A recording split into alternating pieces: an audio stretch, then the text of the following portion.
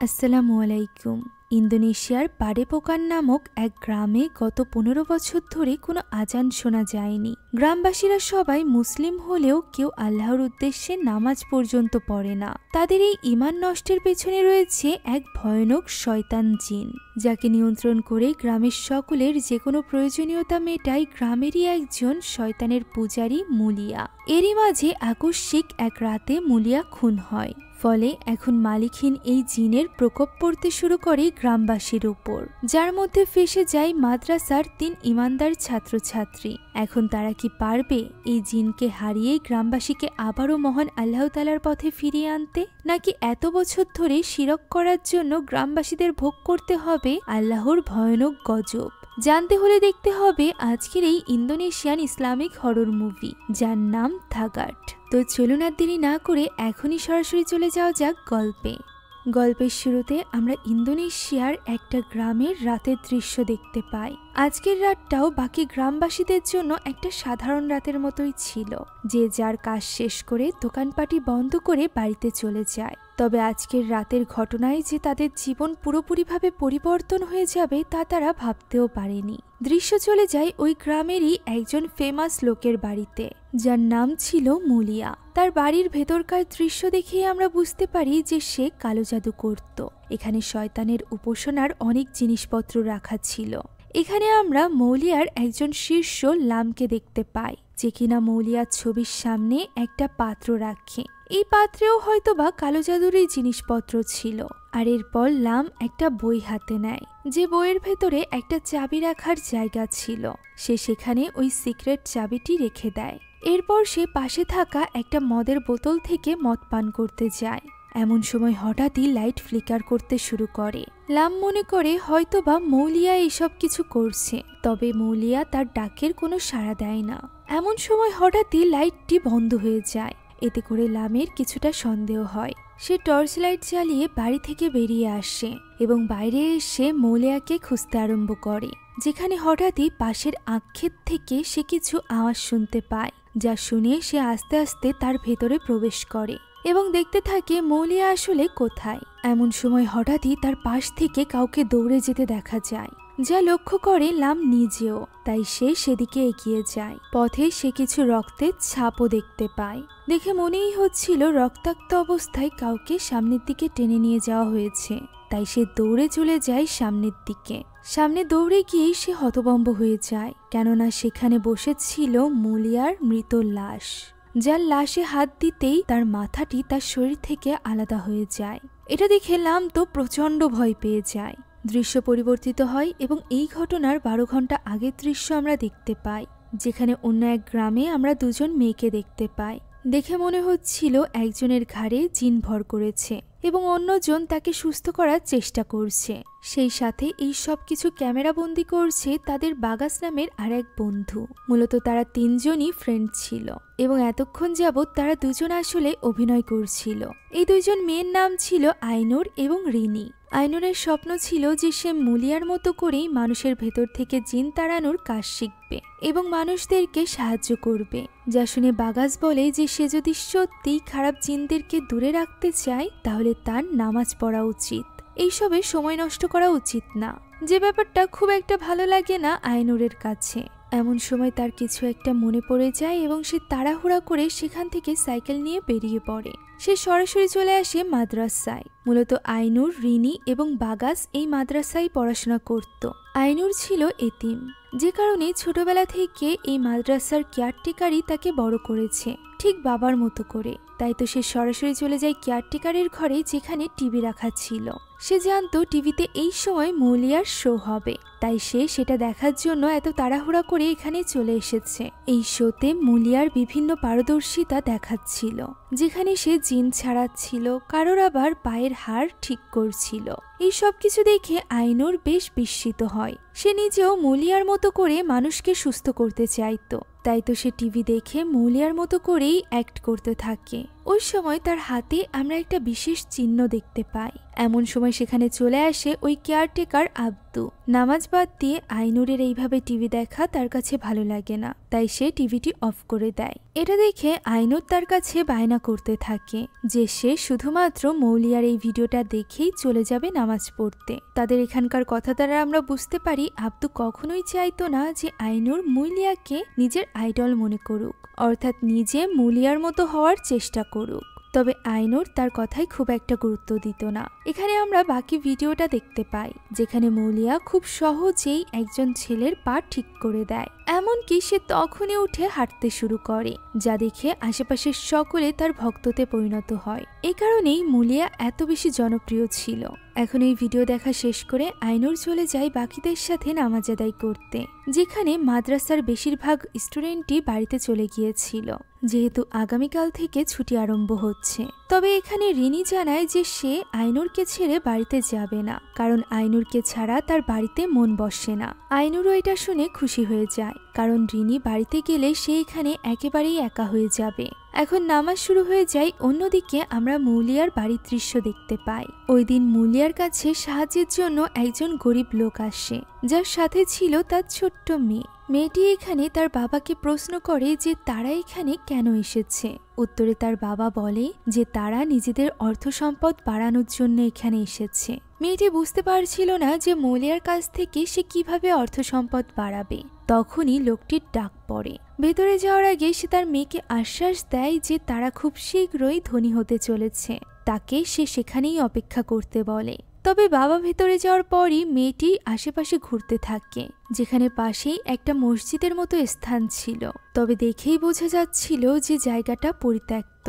হতে পারে এখানে এখন আর কেউ নামাজ আদায় করে না। তবে ছোট্ট মেয়েটি এখানেই নামাজ আদায় করার সিদ্ধান্ত নেয়। তাই তো সে পাশের ট্যাপ থেকে উজু করছিল। এমন সময় তার সামনে থাকা আরেকটা পানির ট্যাপ আপনা আপনি চালু হয়ে যায়। মেয়েটি এটা দেখে ঘাবড়ে গেলেও সে খুব একটা গুরুত্ব দেয় না, বরং ওই পানির ট্যাপটা বন্ধ করে সে আবারও উজু করা শুরু করে। এমন সময় আমরা সেখানে ভয়ানক কিছুর একটার উপস্থিতি দেখতে পাই। এদিকে ভেতরে তার বাবা একটা বাক্সের ভেতরে টাকা রেখে মৌলিয়ার সামনে বসেছিল। মৌলিয়া এখানে লোকটির হাত ওই বক্সের উপরে রাখে, আর এরপর একটা ছুরি দিয়ে তন্ত্রমন্ত্র পড়ে তার হাতের উপর আঘাত করে। এর ফলে সে প্রচন্ড যন্ত্রণায় ছটফট করতে থাকে। মৌলিয়া এদিকে তার তন্ত্রমন্ত্র কন্টিনিউ করে যায়। সে ওই হাতের উপর কিছু পানি ঢেলে আবারও তন্ত্রমন্ত্র পড়তে থাকে। এর ফলে মুহূর্তের মধ্যেই লোকটির হাত একদমই ঠিক হয়ে যায়। তখন মৌলিয়া তাকে ওই বক্সটি খুলতে বলে। লোকটি বক্স খুলতেই হতবাক হয়ে যায়, কেননা ভেতরে যে সামান্য টাকা ছিল তা কয়েক গুণ বেড়ে গিয়েছিল। যা দেখে লোকটি খুশি তো হয়, তবে সে আরো বেশি টাকা চাইছিল। যার জন্য মৌলিয়া তাকে জিজ্ঞাসা করে সে কি তার কথা মতো বলি দেওয়ার জন্য তার মেয়েকে এনেছে, অর্থাৎ লোকটি এখানে তার মেয়েকে স্যাক্রিফাইস করতে এসেছিল। যে ব্যাপারে না জানা ছোট্ট মেয়েটি তো ওই মসজিদে তখন নামাজ আদায় করছিল। হঠাৎই তার পেছনে আমরা ওই শয়তান জিনকে দেখতে পাই, যে কিনা ভয়ানকভাবে তার কাছে এগিয়ে আসে। দৃশ্য পরিবর্তিত হয় এবং ওই রাতে আমরা আইনুর এবং রিনিকে দেখতে পাই, যারা কিনা মার্কেট থেকে মাদ্রাসায় ফিরে যাচ্ছিল। পথেই রিনির মনে পড়ে যে সে তার প্রয়োজনীয় একটা জিনিস নেয়নি, যেটা নেওয়ার জন্য সে দোকানে ছুটে যায় এবং আইনুরকে সেখানেই অপেক্ষা করতে বলে। আইনুর সেখানে দাঁড়িয়ে রিনির জন্য অপেক্ষা করছিল। এমন সময় হঠাৎই তাকে কেউ একজন ডাক দেয়। ঘুরে তাকাতেই সে দেখতে পায় তার সামনে দাঁড়িয়ে আছে মৌলিয়া, যার হাতে রয়েছে একটা ছুরি। সে ওই ছুরির সাথে আইনুরের দিকে এগিয়ে আসে এবং তাকে বলে আইনুর তার মতোই হয়ে যাবে, এ হেড ফর এ হেড। একথা বলেই সে নিজের মাথা কেটে ফেলে। এই দৃশ্য দেখে আইনুর প্রচন্ড রকমের ভয় পেয়ে যায়। তখনই সেখানে চলে আসে রিনি, যে কিনা আইনুরকে সামলে নেয়। তবে অবাক করা বিষয় হলো তাদের সামনে তো কেউই ছিল না। এই সব কিছু হয়তো বা আইনুরের কল্পনা। তবে এই ঘটনায় আইনুর ভীষণভাবে চিন্তিত হয়ে পড়েছিল, আর বাড়িতে ফিরতেই সে শকড হয়ে যায়, কেননা আব্দু কারোর সাথে ফোনে কথা বলছিল, যেখানে সে কারোর মৃত্যুর ব্যাপারে জানতে পেরেছিল। অন্যদিকে আইনুর দেখতে পাই টিভিতে মৌলিয়ার মৃত্যুর ব্যাপারে জানানো হচ্ছে, অর্থাৎ মৌলিয়া আজ রাতেই মারা গিয়েছে, আর তার মৃত্যুও হয়েছিল তার দেহ থেকে মাথা আলাদা হওয়ার মাধ্যমে। যেটা জানার পর আইনুর একেবারেই হতভম্ব হয়ে যায়। এর কিছু সময়ের পরে দৃশ্য আমরা দেখতে পাই, যেখানে আইনুর মাত্রই জানতে পেরেছিল যে মৌলিয়া মূলত আর কেউ নয়, বরং তার নিজের বাবা ছিল। আর এই ব্যাপারটা আব্দুই এতদিন তার কাছে লুকিয়ে এসেছে। সে তো জানতো ছোটবেলাতেই তার বাবা মারা গিয়েছে। আব্দু জানায় এটা সে করেছে তার মায়ের কথা মতো। আইনুরের মা তার মৃত্যুর কিছুদিন আগেই আইনুরকে এখানে নিয়ে এসেছিল এবং তার হাতে তুলে দিয়ে বলেছিল যে আইনুর যেন কোনোদিনও জানতে না পারে যে তার বাবাকে। আইনুর এই কথা শুনে কাঁদতে কাঁদতে বলে যে এর জন্য সে তার বাবাকে তার কাছ থেকে এতগুলো বছর ধরে লুকিয়ে রেখেছে। সে একজন এতিমের মতো করে এই মাদ্রাসায় বড় হয়েছে। শুধুমাত্র তাই নয়, তার বাবার ভিডিও সে যখনই দেখত তখনই আব্দু এসে বলতো তার বাবা মিথ্যাবাদী, মৌলিয়া নাকি ভণ্ড কবিরাজ। এখন তো আইনুরের কাছে মিথ্যাবাদী সেজে গিয়েছে আব্দু নিজে। একথা শুনে আব্দুর খুব খারাপ লাগে। সে বলে যে সে তাকে কখনোই কোনো কিছু থেকে বঞ্চিত করতে চায়নি। এমনকি আইনুরের মা আইনুরকে পালার জন্য যে টাকা আব্দুকে দিয়েছিল সেটা পর্যন্ত সে কোনো কাজে খরচ করেনি। সে সবকিছু রেখে দিয়েছে আইনুরের জন্য। একথা বলে আব্দু অনেক বেশি ইমোশনাল হয়ে পড়ে এবং নিজের ঘরে চলে যায়। আইনুর দেখতে পায় সেখানে তার মায়ের গয়না এবং টাকা রয়েছে, যেগুলো তার মা আব্দুর হাতে তুলে দিয়েছিল। এত বছর যাবৎ আব্দু এই সব কিছু যত্ন করে রেখেছিল। সেখানে তার বাবা মৌলিয়া এবং তার মায়ের ছবিও ছিল, যা দেখে আইনুর আরো বেশি ইমোশনাল হয়ে পড়ে। তাই তো সে ঠিক করে যে যেভাবেই হোক সে মৌলিয়ার জানাজায় যাবে, অর্থাৎ শেষবারের মতো তার বাবাকে দেখবে, যে কাজে হয়তো বা আব্দু বাধা দিতে পারত। তাই তো সে আব্দুকে না জানিয়ে ওই রাতেই রিনিকে নিয়ে বেরিয়ে পড়ে মাদ্রাসা থেকে। তবে বের হওয়ার সময় বাগাস তাদেরকে দেখে ফেলে এবং তাদের সাথে নিজেও যাবে বলে ঠিক করে। পরদিন সকালে আমরা তাদের তিনজনকে একটা ট্রাকে করে ওই গ্রামের দিকে যেতে দেখতে পাই, যেখানে পথে সে তার দুই বন্ধুকে সবকিছু খুলে বলছিল। এমন সময় হঠাৎই ওই জিনকে আমরা পেছনে দেখতে পাই, যে কিনা তার নাম ধরে ডাকে, যা অন্য কেউ শুনতে পায় না বা দেখতে পায় না। এটা দেখে আইনুর একটু অবাক হয়। এখন এইভাবেই তারা গিয়ে পৌঁছায় মৌলিয়ার বাড়ির সামনে, যেখানে পৌঁছাতেই তারা সেখানে অনেক মানুষের ভিড় দেখতে পায়, যারা সবাই মৌলিয়ার ভক্ত ছিল এবং সেখানেই বসে তার জন্য কান্নাকাটি করছিল। ওই সময় ভেতরে আমরা লামের সাথে আরেকজন মহিলাকে দেখতে পাই, যে কিনা আইনুরকে দেখা মাত্রই চিনে ফেলে। সে চাইছিল না আইনুর এখানে আসুক, তবে লামের মতে আইনুরকে তাদের প্রয়োজন। তাই তো সে এগিয়ে যায় আইনুরের কাছে এবং আইনুরকে নিজের পরিচয় জানিয়ে বলে যে আইনুর চাইলে সে তার বাবাকে শেষবারের মতো দেখতে পারে, সেই সাথে শেষবারের মতো জানাজার গোসলে সে তার শরীরে পানি দিতে পারে। আইনুর এই কথায় রাজি হয়ে যায় এবং তার সাথে চলে যায়। অবাক করা বিষয় হলো আশেপাশের সবাই তার সামনে মাথা নুইয়ে তাকে সালাম জানাচ্ছিল, যে ব্যাপারটা দেখে আইনুরের পাশাপাশি তার বন্ধুরাও বেশ অবাক হয়, বিশেষ করে এটা ভেবে যে আইনুর একজন মেয়ে হওয়া সত্ত্বেও তার বাবার জানাজার গোসলে তাকে নিয়ে যাওয়া কেন হচ্ছে। যদিও বাগাসের কাছে ব্যাপারটা অতটাও অস্বাভাবিক লাগে না। এখন আইনুরকে নিয়ে যাওয়া হয় বাগাসের লাশের কাছে, যেখানে বাগাসের লাশের গলা কাটা দেখে আইনুর একটু অবাক হয়। এই সময় আইনুর লক্ষ্য করে যে তার বাবা মৌলিয়ার হাতেও ঠিক ওইরকম একটা সিম্বল আছে, যেমনটি তার নিজের হাতে আছে। এই সময় আমরা সেখানে ওই মহিলার উপস্থিতি দেখতে পাই, যাকে একটু আগেই লামের সাথে কথা বলতে দেখেছিলাম। এটা হলো বাগাসের আরেক স্ত্রী, যার নাম সারি। এখন বাগাসকে নিয়ে যাওয়া হয় কবর দিতে, যেখানে গ্রামবাসীরা বাগাসের জন্য অনেক বেশি কান্নাকাটি করছিল। তবে অদ্ভুত ব্যাপার হলো বাগাসকে কবর দেওয়ার সময় লাম এখানে অদ্ভুত কিছু তন্ত্রমন্ত্র পড়ছিল। দেখতে মনে হচ্ছিল সে দোয়া পড়ছে, কিন্তু তার প্রত্যেকটি ওয়ার্ড ভিন্ন ছিল, যে ব্যাপারটা লক্ষ্য করে রিনি নিজেও। তবে আইনুর এইসবের কিছুই বুঝে উঠতে পারছিল না। হতে পারে সে এত কিছু নিয়ে ভাবতেই চাইছিল না। এখন মুলিয়াকে দাফন করার পর আস্তে আস্তে করে সেখান থেকে সকলে চলে যায়। এমন সময় আইনুরের কাছে আসে লাম এবং তাকে বলে তার বাবা তার জন্য কিছু জিনিস রেখে গিয়েছে, যেটা লাম তাকে দেখাতে চায়। আইনুরের সাথে বাকি দুই বন্ধুও যেতে চাইলে লাম তাদেরকে নিষেধ করে। প্রথমে তো সে তাদেরকে এখান থেকে চলেই যেতে বলে। পরবর্তীতে আইনুর সারিকে রিকোয়েস্ট করে যে তার দুই বন্ধুকে এখানে থাকতে দেওয়ার জন্য। সারি তখন নিজের পরিচয় দেয়। সে আসলে মুলিয়ার তৃতীয় স্ত্রী ছিল। প্রথম স্ত্রী ছিল আইনুরের মা, আর দ্বিতীয় স্ত্রীর ব্যাপারে আমরা আস্তে আস্তে জানতে পারবো। এখন আইনুরের কথায় রিনি এবং বাগাসের থাকার ব্যবস্থা করে সারি। অন্যদিকে আইনুর নিজে চলে যায় লামের সাথে। বাড়ির ভেতরের দিকে যাওয়ার সময় রিনি বাগাসকে বলে যে আইনুর তার বাবার কাছ থেকে কি পেতে চলেছে, সে কি কোনো সুপার পাওয়ার পাবে। একথা শোনা মাত্রই সারি যেন চমকে যায়। সে পিছের দিকে তাকিয়ে তাদেরকে সাবধান করে বলে যে তারা যেন যত দ্রুত সম্ভব আইনুরকে নিয়ে এখান থেকে চলে যায়, কারণ এই জায়গাটা টিভিতে যেমনটি দেখা যায় তেমনটি ভালো নয়, এখানে অনেক ঝুঁকি রয়েছে। একথা বলে সাবধান করে সে চলে যায় তাদের দুজনের জন্য রুম রেডি করতে। এই সময় রিনি দেখতে পায় সেখানে দেওয়ালে রয়েছে একটা ছোট্ট বাচ্চার ছবি। এই ছোট বাচ্চাটি ছিল মুলিয়ার দ্বিতীয় স্ত্রীর। বাচ্চাটির পায়ে কিছুটা সমস্যা ছিল। এখন দৃশ্য পরিবর্তিত হয় এবং আমরা আইনুরকে লামের সাথে দেখতে পাই। লাম তাকে সাথে নিয়ে মুলিয়ার এমন একটা ঘরে চলে এসেছিল যেখানে মুলিয়া তার শক্তি নিয়ে সাধনা করত। সেখানে এসে আইনুর বলে যে সে তার বাবার ব্যাপারে সবকিছু জানতে চায়, তার বাবা কেমন মানুষ ছিল, সে কি করত, সবকিছু।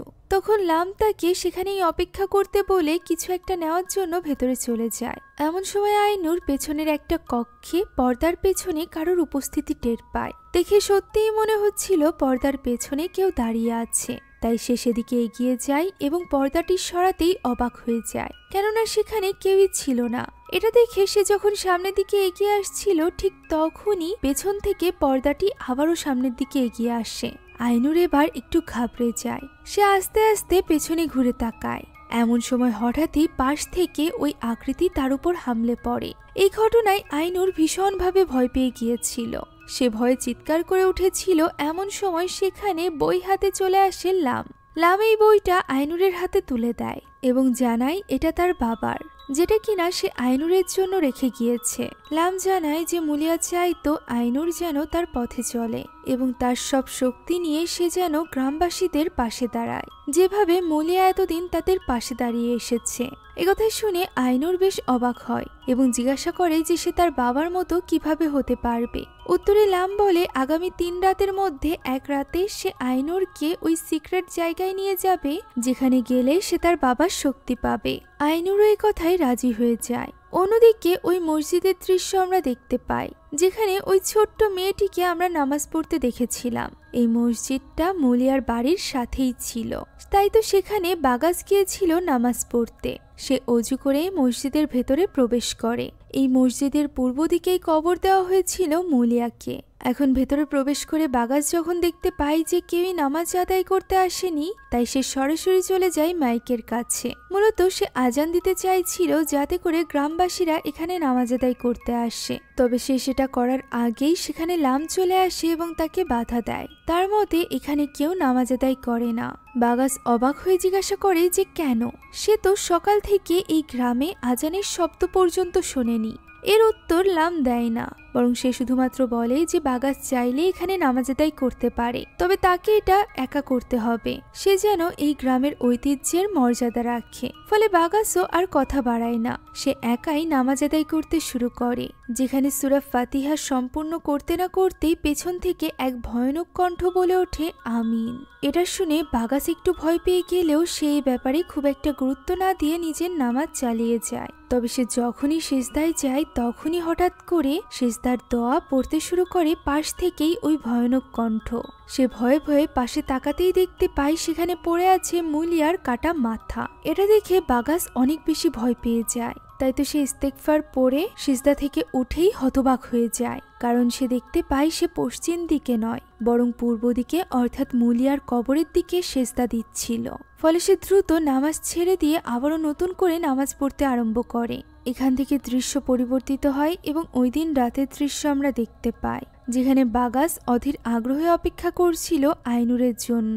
তখনও পর্যন্ত সে ফিরে আসেনি। এই ব্যাপারে জিজ্ঞাসা করলে রিনি খুব একটা মাথা ঘামায় না। তখন বাগাস তার সাথে ঘটা ওই ভয়ানক ঘটনার ব্যাপারে রিনিকে খুলে বলে।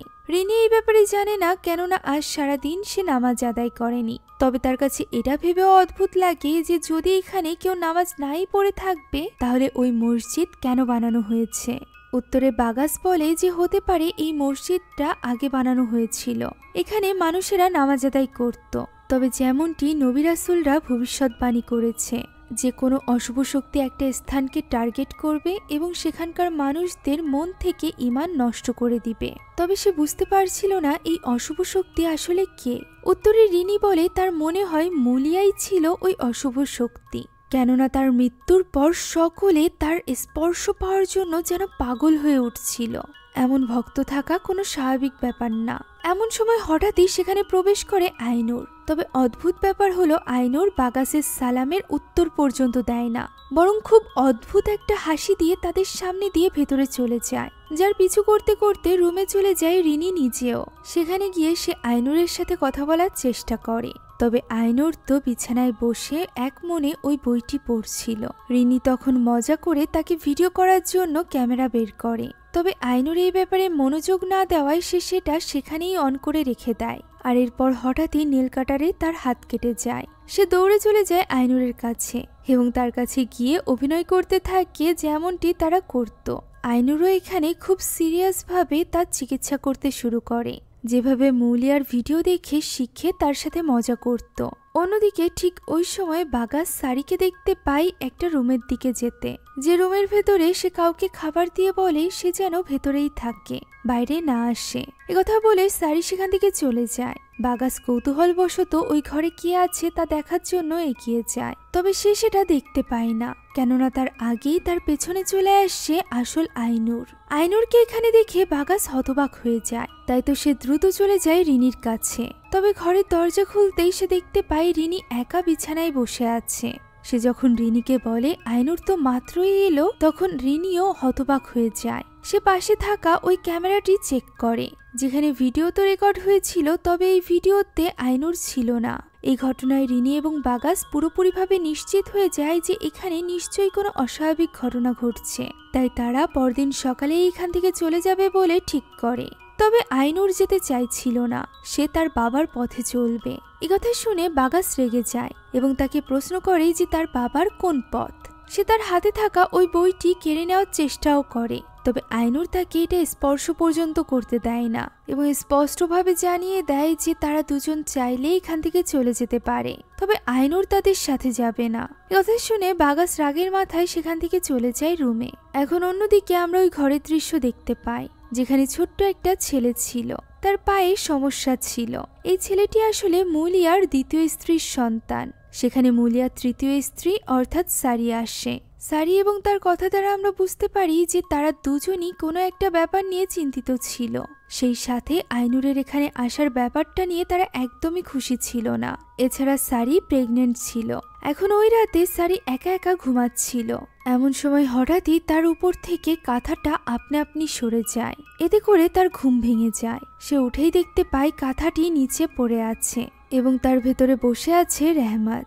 ছোট্ট রেহমাত এখানে সারিকেও কাঁথার নিচে লুকাতে বলে, কেননা সেখানে চলে এসেছে মুলিয়া। একথা শুনে সারি বাইরের দিকে তাকাতেই দেখতে পাই রক্তাক্ত শরীর নিয়ে মুলিয়া তাদের দিকে এগিয়ে আসছে। এটা দেখে সারি রেহমাতের দিকে তাকাতেই চমকে ওঠে, কেননা তার সামনে বসেছিল ওই জিন। এই ভয়ঙ্কর গা হিম করা স্বপ্ন দেখে সারির ঘুম ভেঙে যায়। অন্যদিকে ওই রাতে আমরা দেখতে পাই আইনুরকে নিয়ে লাম গিয়েছিল একটা গুহার মতো স্থানে। এটাই ছিল মুলিয়ার সিক্রেট জায়গা। সেখানে চারি সাইডে মোমবাতি জ্বালানো ছিল। সেখানে নিয়ে গিয়ে লাম তাকে একটা নির্দিষ্ট স্থানে বসতে বলে, আর এরপর কিছু রিচুয়ালের পর লাম তার দিকে এগিয়ে আসে একটা ছুরি নিয়ে। সে আচমকাই এই ছুরি দিয়ে আঘাত করে আইনুরের 2 হাত এবং 2 পায়ে। আইনুর প্রচন্ড ব্যথা পাচ্ছিল। তখন লাম বলে তার সাথে সাথে এই মন্ত্র পড়তে। আইনুর ঠিক তাই করে। লাম যা বলছিল আইনুরও তাই বলতে থাকে। যে মন্ত্রপাঠের এক পর্যায়ে আইনুর দেখতে পাই ওই জঘন্য দেখতে জিনটি তার হাতের রক্ত খাচ্ছে। অন্যদিকে ওই সময় আমরা ছোট্ট রেহমাতকে দেখতে পাই, যে কিনা গভীর ঘুমে ছিল। তখনই হঠাৎ করে তার পাশে থাকা রেডিওটি আপনা আপনি চালু হয়ে যায় এবং সেখান থেকে কণ্ঠস্বর ভেসে আসে মুলিয়ার, যে কিনা রেহমাতকে ডাকছিল। যেটা শুনে ভয়ে রেহমাত দ্রুত রেডিওটি অফ করে দেয়। তখনই সে বাইরে কিছু মন্ত্রপাঠের আওয়াজ শুনতে পায়। জানালা দিয়ে তাকাতেই সে দেখতে পায় বাইরে আইনুর খুব অদ্ভুতভাবে হেঁটে যাচ্ছে, যেন তার নিজের শরীরের উপর কোনো নিয়ন্ত্রণ নেই, আর তার পেছন পেছন হাঁটছে লাম। আইনুর এখানে খুবই ভয়ঙ্করভাবে রেহমাতের দিকে তাকিয়ে হাসতে থাকে। অন্যদিকে গ্রামবাসীরাও নিজ নিজ ঘর থেকে বেরিয়ে এসে আইনুরকে এমন অদ্ভুতভাবে গ্রাম জুড়ে হাঁটতে দেখতে পায়। এই ব্যাপারটা তাদের কাছে যেন একদমই স্বাভাবিক ছিল। এদিকে বাড়িতে ঈশান নামাজ শেষ করে বাগাস অধীর আগ্রহে আইনুরের জন্য অপেক্ষা করছিল। এমন সময় রেহমাত তাকে বলে ওঠে যে তাদেরকে সাবধান থাকতে হবে, তা না হলে তাদের বিপদ হবে। একথা শুনে বাগাস তার কাছে এগিয়ে যায়। সে দেখতে পায় ছোট্ট রেহমাতের এক পায়ের সমস্যা। রেহমাত এখানে স্পষ্টভাবে তাকে জানায় যে আইনুরের মধ্যে ওই শয়তানটি ঢুকে গিয়েছে যা ছিল মৌলিয়ার মধ্যে। তাই তো তাদেরকে আইনুরকে বাঁচাতে হলে এখনই পদক্ষেপ নিতে হবে। ঠিক তখনই আমরা বেডরুমে আইনুরকে দেখতে পাই। সে কখন বাড়িতে ফিরে এসেছে, কখন এইভাবে রিনির পাশে এসে ঘুমিয়ে পড়েছে, এই ব্যাপারে তার কোনো ধারণাই ছিল না। সে ঘুম থেকে উঠে নিজের হাত পায়ের ওই ক্ষত চিহ্নটা দেখে অবাক হয়ে যায়। এর মানে একটু আগে যা কিছু ঘটেছে তা সত্যিই ঘটেছে, এগুলো কোনো স্বপ্ন নয়। তবে তার মনে পড়ছিল না যে ওই জিনকে দেখার পর কি কি ঘটেছিল তার সাথে। এ কারণেই সে দ্রুত নামাজের জন্য তৈরি হয়ে যায়, যাতে করে মহান আল্লাহ তাআলার কাছে সে মাফ চাইতে পারে। অন্যদিকে রেহমাত বাগাসকে এই শয়তানের হাত থেকে বাঁচার একটা উপায় বলে, আর সেটা হলো এই গ্রামে কখনোই আজান দেওয়া হয় না। সে যদি আজান দিতে পারে তাহলে হতে পারে এই শয়তান দুর্বল হয়ে যাবে। এই কথা শুনে রেহমাত তখনই চলে যায় আজান দিতে। তবে সে আজান শুরু করতেই আমরা দেখতে পাই গ্রামবাসীর ভেতর থেকে অনেকেই অসুস্থ হয়ে পড়ছে, যাদের মধ্যে উল্লেখযোগ্য ছিল লামের একমাত্র মেয়ে। শুধুমাত্র মানুষজন অসুস্থই হচ্ছিল না, তাদের ইনকামের টাকা পয়সা নষ্ট হয়ে যাচ্ছিল, তাদের খাবার দাবারে পোকা উঠছিল। গ্রামবাসীর পাশাপাশি এখানে আইনুরেরও এই আজানের শব্দে ভীষণ কষ্ট হচ্ছিল।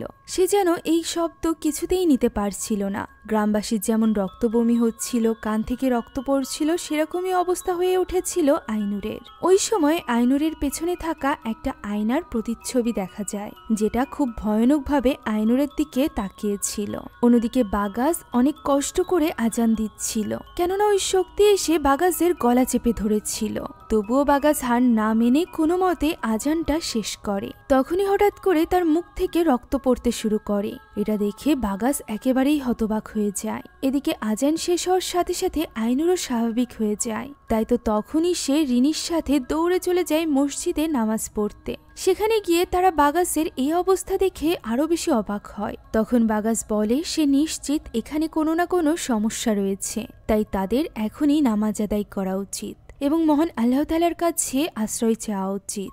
একথা বলে তারা দুই বন্ধু নামাজে দাঁড়ায়। অন্যদিকে রিনির সমস্যা থাকার কারণে সে নামাজ পড়তে পারে না। ওই সময় রেহমাতও আসে মসজিদে কি হচ্ছে তা দেখার জন্য। এমন সময় সালাম ফিরাতেই বাগাস উপর থেকে কিছু আওয়াজ শুনতে পায়। সেদিকে তাকাতেই সে হতবাক হয়ে যায়, কেননা মসজিদের ছাদে আইনুর উল্টো চলছিল, যা দেখে রিনি এবং রেহমাতও এগিয়ে আসে। এমন সময় পুরোপুরি জিনে আসর করা আইনুর ঝাঁপিয়ে পড়ে রেহমাতের উপর। বাগাস এবং রিনি তাকে আটকানোর জন্য ছুটে আসে। বাগাস সূরা পাঠ করতে শুরু করলে আইনুরের ভেতরকার জিন আস্তে আস্তে দুর্বল হয়ে পড়ে। তখনই সেখানে সারি চলে আসে এবং আইনুরকে দূরে ছুড়ে দেয় এবং বলে আইনুর যেন রেহমাতের কোনো ক্ষতি করার চেষ্টা না করে। তবে আইনুরের তো কিছু মনেই ছিল না যে এতক্ষণ যাবৎ আসলে কি ঘটেছে। এখন পরদিন সকাল হতে না হতেই গ্রামবাসীরা তাদের বাড়ির সামনে এসে উপস্থিত হয়, যাদের প্রধান ছিল লাম। লাম মূলত রেগেছিল বাগাসের উপর, কারণ সে নিষেধ করা সত্ত্বেও গত রাতে এই গ্রামে আজান দিয়েছে, যার কারণে গ্রামবাসীদের অনেক কষ্ট হয়েছে। তাই সে এখানে বাগাস এবং রিনিককে যত দ্রুত সম্ভব এই গ্রাম থেকে বেরিয়ে যেতে বলে। সেই সাথে এটাও জানিয়ে দেয় যে আইনুর এই গ্রাম থেকে যাবে না। আইনুর এই সব কিছু লুকিয়ে লুকিয়ে শুনছিল। বাগাস এবং রিনি কিছুতেই তাদের ফ্রেন্ডকে এইরকম বিপদে ফেলে যেতে চাইছিল না, তাই তারা এই ব্যাপারে আরো বিস্তারিত জানার জন্য সারি এবং রেহমাতকে প্রশ্ন করে, যেখানে সারি রেহমাতের পরিচয় দেয় যে সে মৌলিয়ার দ্বিতীয় স্ত্রীর সন্তান, যে কিনা রেহমাতের জন্মের পরপরই মারা গিয়েছিল। এবং সারি গত 5 বছর ধরে রেহমাতকে নিজের সন্তানের মতো করেই লালন পালন করছে। তবে রেহমাতকে মৌলিয়া সকলের কাছ থেকে লুকিয়ে রাখত, কেননা তার তার এক পায়ে ছিল সমস্যা। এটা শুনে আইনুর অবাক হয়ে যায়, কেননা মুলিয়া নিজেই সকলের এই সকল সমস্যা দূর করত, অথচ সে তার ছেলের রোগী দূর করতে পারেনি। এই প্রশ্নের উত্তরে রেহমাত একটা কথা বলে যে সন্তানরা অভিশপ্ত এবং স্ত্রীরা বলির পাত্র।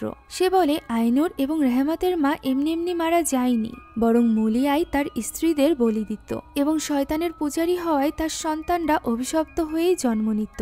একথা শুনে আইনুর জিজ্ঞাসা করে যে মুলিয়াকে তাহলে কে মারল?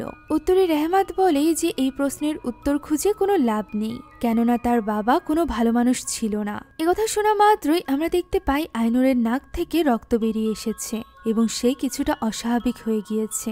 সে রেহমাতকে উদ্দেশ্য করে বলে যে এর কোনো কিছুই ভুল নয়, বরং ভুল তো রেহমাত নিজে। একথা বলে সে ভেতরে চলে যায়। সকলে বুঝতে পারে আইনুর আবারও নিজের মধ্যে নেই।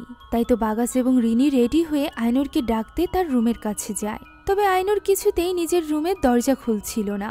এদিকে বাগাসের মনে জেগেছিল বেশ কিছু প্রশ্ন।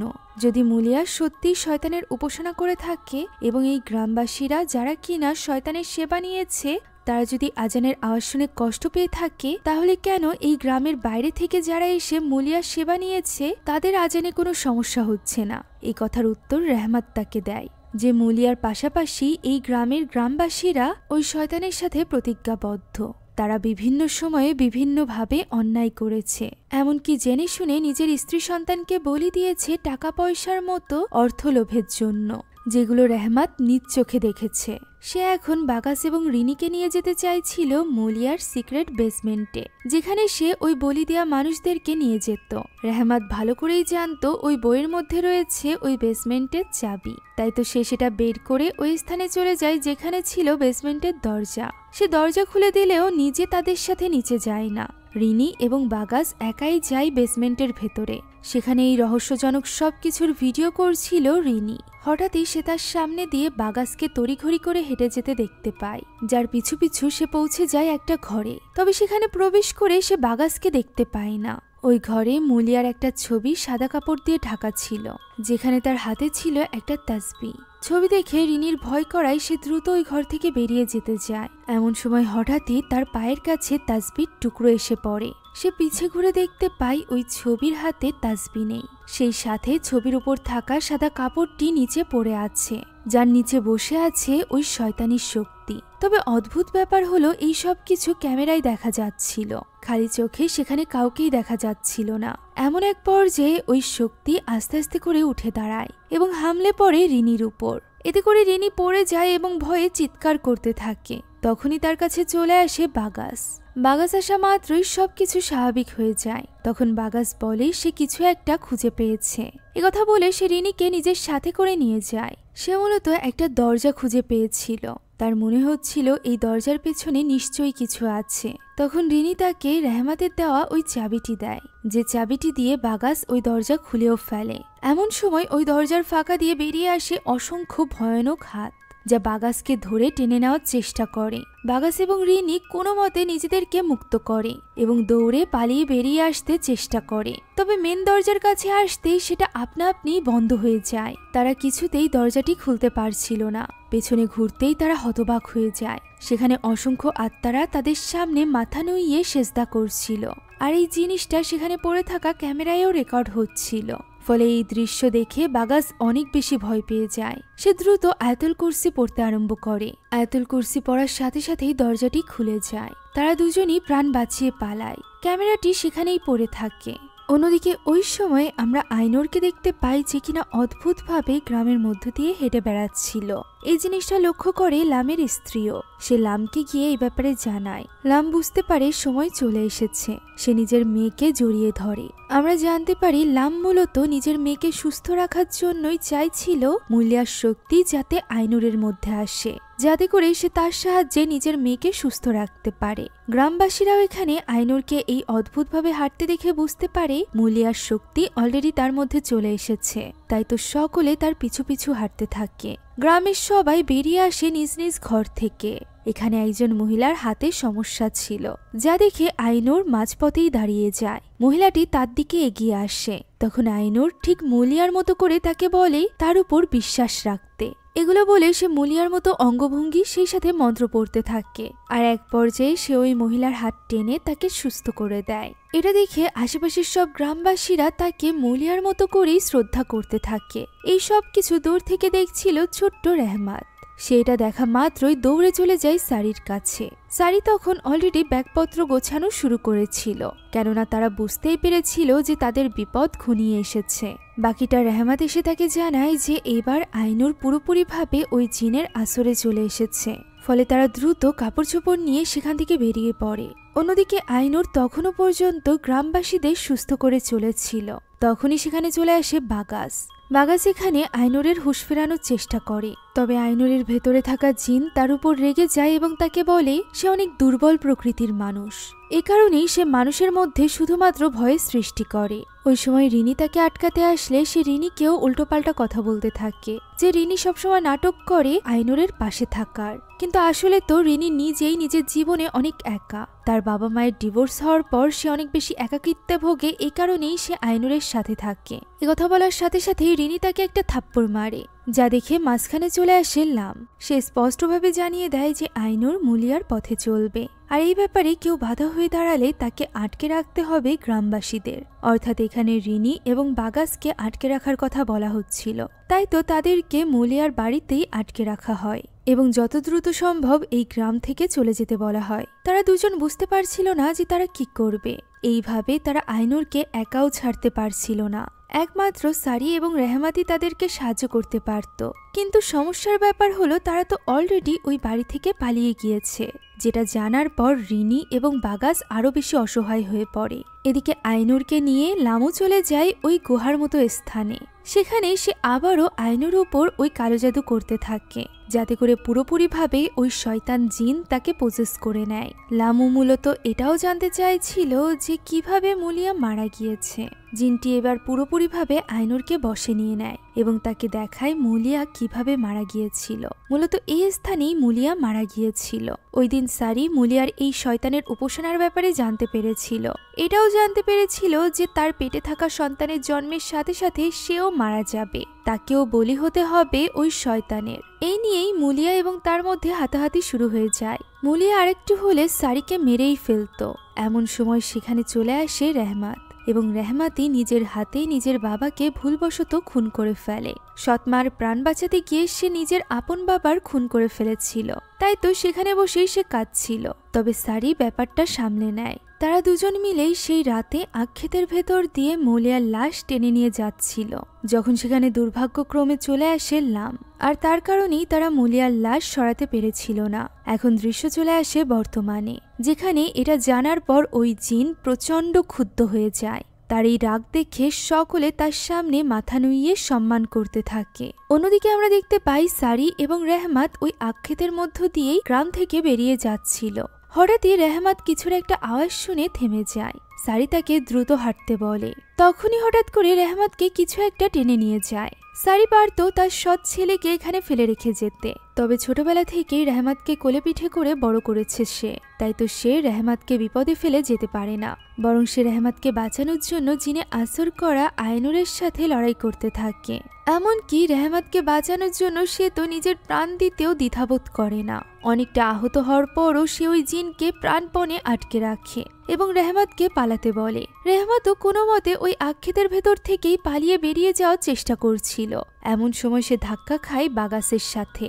সে বাগাসদেরকে দ্রুত নিয়ে যেতে চায় তার মাকে বাঁচানোর জন্য, তবে ওই স্থানে গিয়ে তারা সেখানে কাউকেই পায় না, না সারিকে না আইনুরকে। ফলে তারা বুঝে উঠতে পারছিল না যে এই মুহূর্তে তারা কি করবে।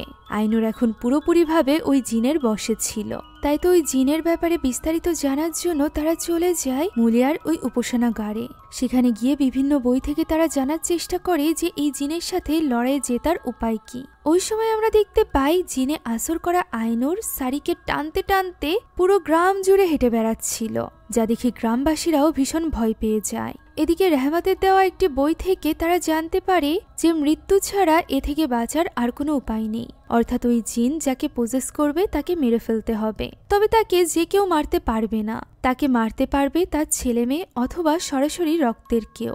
এই কারণেই সেদিন রেহমাত মারতে পেরেছিল মুলিয়াকে, কেননা রেহমাত মুলিয়ার ছেলে। এখন এটা শুনে রিনি বলে ওঠে যে তার মানে আইনুরকে মারতে পারবে রেহমাত, যেহেতু সে তার ভাই। তবে বাগাস এতে রাজি হয় না, সে বলে নিশ্চয়ই এ থেকে বাঁচার অন্য কোনো উপায় হবে। তখনই সে ওই বইতে একটা বাক্য লেখা দেখতে পায় যে আজান এবং নামাজই পারে এই শয়তানদেরকে মানুষের থেকে দূর করতে, অর্থাৎ গ্রামবাসীদেরকে আল্লাহর পথে ফিরিয়ে আনতে হবে। তারা এই সব কিছু দেখছিল, এমন সময় প্রেগনেন্ট সারিকে টানতে টানতে সেখানে চলে আসে আইনুর, যার পিছু পিছু গ্রামবাসীরাও চলে এসেছিল। আইনুরের এই ভয়ঙ্কর রূপ তারা কখনোই কল্পনা করেনি। তারা যে শয়তান জিনকে নিজেদের রক্ষাকর্তা মনে করত, তার এই ভয়ঙ্কর রূপ তারা কখনো ভাবতেও পারেনি। তাই তো তারা প্রচন্ড ভয় পেয়ে গিয়েছিল। এদিকে ওই জিন বাইরে ডাকতে থাকে রেহমাতকে। সে মূলত মুলিয়াকে খুন করার জন্য রেহমাতের প্রতি প্রতিশোধ নিতে চাইছিল। বাগাস এবং রিনির সাথে বাইরে এসে রেহমাত তার মার এই অবস্থা দেখে ভীষণ ভয় পেয়ে যায়। সে তাকে বাঁচাতে চাইছিল, আর ওই জিন চাইছিল রেহমাতকে মারতে। মাঝখানে ছিল সারি, যে কিনা এই অবস্থাতেও ওই জিনকে আটকানোর চেষ্টা করে।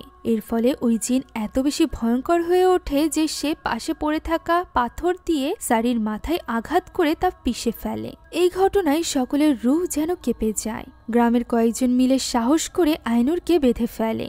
লাম এসে তাকে শান্ত হতে বলে। মূলত লামও বুঝতে পারেনি এরকম কিছু একটা হবে। সে তো চাইছিল যেভাবে মুলিয়া এই জিনকে নিয়ন্ত্রণে রাখত, ঠিক একইভাবে আইনুরও হয়তোবা এই জিনকে নিয়ন্ত্রণে রাখতে পারবে। কিন্তু এখন তো এই জিন উল্টে আইনুরকেই নিয়ন্ত্রণ করছে। তাই তো সে আইনুরকে ডাকতে থাকে যাতে করে সে এই নিয়ন্ত্রণ ফিরিয়ে নেয়। তবে এতে কোনো লাভ হয় না, বরং ওই জিন এবার আক্রমণ করে লামের উপর। সে তার গলা চেপে হাওয়ায় তুলে ফেলে, আর এরপর তার গলার ভেতরে একটা রড ঢুকে তাকে মেরে ফেলে। এরপর ওই জিন সকলের উদ্দেশ্যে বলে এই মেয়েটিকে তার থেকে আলাদা করার চেষ্টা করলে সে সবাইকে মেরে ফেলবে। তারা অলরেডি জাহান্নামে নিজের বাসস্থান করে ফেলেছে। এখন থেকে আর কোনো মানুষ তার উপর কোনো রকম হুকুমদারি করতে পারবে না, যেটা এতদিন যাবৎ মুলিয়া করে এসেছে। অর্থাৎ ওই জিন এখন নিজেই ভয়ঙ্কর হয়ে উঠেছিল। ওই মুহূর্তে বাগাসের মনে পড়ে যায় যে এই জিনকে শান্ত করতে গেলে বা তাকে হারাতে গেলে তাকে কি করতে হবে। তাই তো সে সেখানেই জিনের পাশে দাঁড়িয়ে আজান দিতে শুরু করে। এই আজানের শব্দে জিনের ভীষণ কষ্ট হচ্ছিল। গ্রামবাসীরাও এবার আর তাকে থামায় না। জিন এখানে আইনুরের কণ্ঠে বাগাসকে বারবার থামতে বলে, তবে বাগাস এই কথা শোনে না। এমনকি তার কাশির সাথে রক্ত পর্যন্ত পড়ছিল, এতেও সে থামে না। সে পুরো আজান কমপ্লিট করে। এর ফলে আইনুরের ভেতরে থাকা জিন ছটফট করতে করতে শান্ত হয়ে যায়। এমন সময় হঠাৎই ওই বাড়ির নিচে থাকা সিক্রেট বেসমেন্ট থেকে চিৎকার চেঁচামেচির আওয়াজ আসতে থাকে, যা শুনে বাগাসের পিছু পিছু গ্রামবাসীরাও ওই বেসমেন্টের ভেতরে প্রবেশ করে। সেখানে ঝুলিয়ে রাখা হয়েছিল অসংখ্য গ্রামবাসীদের লাশ, যাদেরকে তাদের প্রিয়জনরাই বলি দিয়েছিল। এই বলি দেওয়া লাশকে এইভাবে ঝুলিয়ে রেখে তার নিচে রাখা হয়েছিল একটা করে কলস, যে কলসে টিপটিপ করে পড়ছিল ওই লাশের রক্ত। আর ঠিক এইভাবেই ধীরে ধীরে কষ্ট দিয়ে প্রত্যেককে মারা হয়েছিল। এত কিছু দেখে গ্রামবাসীরা বুঝতে পারে যে তারা কিসের বিনিময়ে এতদিন যাবৎ এত সুযোগ সুবিধা পেয়ে এসেছে। তারা এইসব লাশ দেখছিল। ওই সময় আমরা বাইরের দৃশ্য দেখতে পাই, যেখানে আইনুরের ভেতরে থাকা ওই জিন রিনির সাথে কথা বলতে শুরু করে এবং তাকে জানায় ভেতরে রয়েছে অসংখ্য লাশ, যা শুনে রিনি অনেক ভয় পেয়ে যায়। এমন সময় হঠাৎই বিদ্যুৎ চমকে ওঠে। দেখা যায় আইনুর সেখান থেকে গায়েব হয়ে গিয়েছে। ফলে রিনি সহ বাইরে থাকা বাকি গ্রামবাসীরা ভীষণ ভয় পেয়ে যায়। এদিকে হঠাৎই ভেতরে লাইট ফ্লিকার করতে শুরু করে। সকলে দেখতে পারে নির্জীব ওই লাশগুলো সেজদায় বসেছে এবং তাদের সামনে দাঁড়িয়ে আছে আইনুর। আইনুর খুব ভয়ঙ্করভাবে সেখানে থাকা বাগাস সহ বাকি গ্রামবাসীদেরও তার সামনে সম্মানে নুইয়ে দেয়। তবে বাগাসকে নিয়ন্ত্রণ করা এত সহজ ছিল না। তাই তো ওই অবস্থাতেই সে আজান দিতে শুরু করে। তার দেখা দেখি বাকি গ্রামবাসীরাও আজান দিতে থাকে। এর ফলে ওই শয়তান ছটফট করতে করতে নিচে পড়ে যায়। সেখানেই ছটফট করতে করতে আমরা দেখতে পাই তার ভেতর থেকে শয়তান জিন বেরিয়ে এসেছে। ফলে আজান শেষ হতে না হতেই আইনুর স্বাভাবিক হয়ে যায়। তবে বাগাস বুঝতে পেরেছিল এত সহজে সবকিছু থামবে না। গত 15 বছর এই গ্রামে কেউ আজান দেয় না। 15 বছরের মধ্যে গ্রামবাসীরা কখনো নামাজও আদায় করেনি। তাই তাদেরকে প্রথমে মহান আল্লাহ তাআলার শরণাপন্ন হতে হবে, একসাথে সকলকে নামাজ আদায় করতে হবে এবং মহান আল্লাহ তাআলার কাছে ক্ষমা চাইতে হবে। তাই সে সকলকে জড়ো করে ওই মসজিদে। সেখানে আইনুরও ছিল। সকলে এখানে একসাথে নামাজ আদায় করতে শুরু করে। তবে রিনি যেহেতু নামাজ পড়তে পারবে না, তাই সে পাশে বসে তাসবিহ পড়ছিল। এমন সময় হঠাৎই তার তাসবিহটা ছিঁড়ে যায়। সেগুলো গড়িয়ে চলে যায় আইনুরের পায়ের কাছে। দেখা যায় আইনুরকে আবারও বশে নিয়ে নিয়েছে ওই জিন। তাই রিনি তার কাছে ছুটে যায় এবং তার হুঁশ ফেরানোর চেষ্টা করে। অন্যদিকে আমরা আইনুরের কল্পনার জগৎ দেখতে পাই, যেখানে তার বাবা মুলিয়া তার সামনে এসেছিল এবং তাকে বলছিল তার উপর বিশ্বাস রেখে তার পথে চলতে, যার ফলে আসল দুনিয়াতে আইনুরের উপর আবারও ওই শয়তানি জিনের প্রভাব বাড়তে থাকে। সে রিনির গলা চেপে ধরে তাকে উঁচু করে ফেলে। ওই সময় আমরা কল্পনার জগতে আইনুরের কণ্ঠ শুনতে পাই, যে কিনা বারবার বলছিল সে মুলিয়াকে বিশ্বাস করে না। সে পূর্ণাঙ্গভাবে ঈমান এনেছে মহান আল্লাহ তাআলার উপর। সে একমাত্র মহান আল্লাহ তাআলাকেই বিশ্বাস করে। এভাবেই আল্লাহু আকবার বলতে বলতে আস্তে আস্তে করে তার শরীর থেকে ওই জিন বেরিয়ে যায় এবং সে মাটিতে লুটিয়ে পড়ে। রিনি তার হুঁশ ফিরিয়ে আনে। আইনুর বুঝতে পারে তার অনেক বেশি তওবা করা প্রয়োজন এবং মহান আল্লাহ তাআলার কাছে বারবার ক্ষমা চাইতে হবে নামাজের মাধ্যমে। তাই তো সে আর এক মুহূর্তও দেরি না করে তখনই নামাজে দাঁড়িয়ে পড়ে। ওই পুরো রাতটা গ্রামবাসীরা মহান আল্লাহ তাআলার নামাজ আদায় করতে করতে কাটিয়ে দেয়। পরদিন সকালে বৃষ্টির রূপে মহান আল্লাহ তাআলার রহমত নেমে আসে সকলের কাছে। সব লাশগুলোকে উদ্ধার করে নেওয়া হয় এবং সঠিক নিয়মে প্রত্যেকটি লাশকে দাফন করা হয়। এখানে সারির মৃত্যুতে রহমত প্রচণ্ডভাবে ভেঙে পড়েছিল। সেই সাথে ভেঙে পড়েছিল আইনুর নিজেও, কেননা এই সব কিছুর জন্য সে নিজেকেই দায়ী মনে করছিল। এখন শেষ দৃশ্যে আমরা দেখতে পাই আইনুরের সাথে দেখা করতে এসেছে তাকে ছোটবেলা থেকে লালন পালন করা বাবা আব্দু। আইনুর সিদ্ধান্ত নিয়েছিল সে এখন থেকে এই গ্রামেই থাকবে, রহমতকে দেখাশোনা করবে, সেই সাথে গ্রামের মানুষদেরকে সঠিক পথে অর্থাৎ মহান আল্লাহ তাআলার পথে পরিচালনায় সাহায্য করবে। সে এখানে আব্দুর কাছে ক্ষমা চায় ওই রাতে ওই কথাগুলো বলার জন্য। সেই সাথে তাকে ধন্যবাদ জানায় তাকে সঠিক পথে অর্থাৎ মহান আল্লাহ তাআলার পথে পরিচালনা করার জন্য। সে আজীবন আব্দুর প্রতি কৃতজ্ঞ থাকবে। এখানে বাগাস আসে এবং আব্দুর হাতে তুলে দেয় ওই শয়তানি বইটি। সে চাইছিল এই বইটি যাতে আর কখনোই কেউ না পায়, সেই ব্যবস্থা যেন আব্দু করে। এখন রিনিও তাদের কাছ থেকে বিদায় জানিয়ে চলে যায়। অন্যদিকে সেখানে আইনুরের সাথে থেকে যায় বাগাস। যেহেতু বাগাস আইনুরকে পছন্দ করত, তারা দুজন এখন থেকে এই গ্রামে থেকে গ্রামের মানুষদেরকে আজান, নামাজ এবং কোরআন পাঠ শেখাবে বলে ঠিক করেছিল। আর এরই সাথে শেষ হয়ে যায় আজকের এই গল্পটি। আশা করছি এই গল্পটি আপনাদের কাছে ভালো লেগেছে। আমার কাছে তো খুবই ভালো লেগেছে। অনেকদিন পর ইন্দোনেশিয়ান একটা প্রপার ইসলামিক হরর মুভি দেখলাম। আপনাদের কাছে কেমন লাগলো তা কমেন্টে জানাতে ভুলবেন না। ভালো লেগে থাকলে অবশ্যই আমাদের চ্যানেলটিকে সাবস্ক্রাইব করে যাবেন। সেই সাথে আপনার আমার মতো মুভি লাভার্সদের জন্য আমরা নিয়ে এসেছি সুলভ মূল্যে নেটফ্লিক্সের সাবস্ক্রিপশন, যা পেয়ে যাবেন আমাদের ফেসবুক পেজ এইচবি শপে। পেজের লিংক ডেসক্রিপশন বক্সে দেওয়া আছে। Thank you so much for watching this video. আল্লাহ হাফেজ।